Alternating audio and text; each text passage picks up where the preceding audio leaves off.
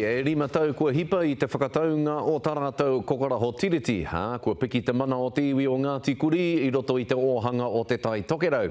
Kei roto I tā rātou kōnai pakehi, he pāmu miraka kau, he ahu whenua me te tāpoi.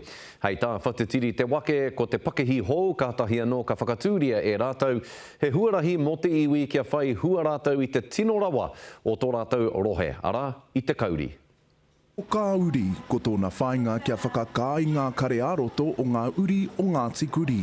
Kei roto I a mātou tino hiahia me tū ngā tāngata, kei runga I a mātou whenua, a mātou ao nei, mo te whaia tonu te he huarahi ora mō te iwi.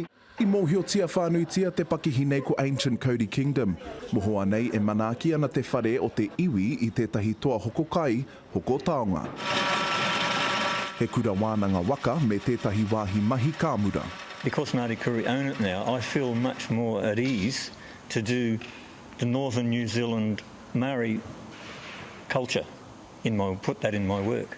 No tērā tau ko ngā hua pūtea I riro I te iwi ka eke ki te iwa ira tahi miliona tāra. He pikinga tēnei mai anō I te tau 2010, ko ia I eke ki te whātekau mā iwa ōrau. Tūturu ko te whainga a te iwi he whakapiki I te oranga. I neke mea ki kone I te mea rakahu mahi te apua. Tino ko whanau ngā rapurapu tonu mahi ana.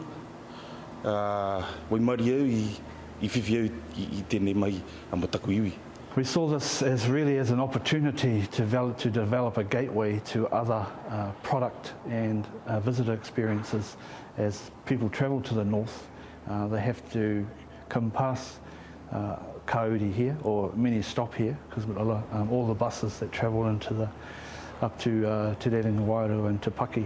Engari aha kua ngā piki a rā tonu ngā tairo a kupe. Obviously, geographic dispersal is a challenge in terms of having visitor numbers come into the area for tourism. So the idea behind Kauri and our much broader investment approach is around how you create Te Hiku as a destination choice. He nui anō ngā hua ka taka mai ki ngā uri o Ngāti Kuri kia muramura tonu ai te ahi kā o te wā kāinga.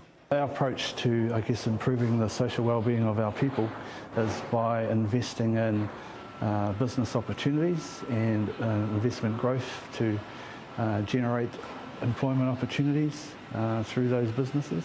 Ko te wharaunga o ngā kuaka mārangaranga nei ki tua o te pai. Whatitiri Te Wake, te Karere.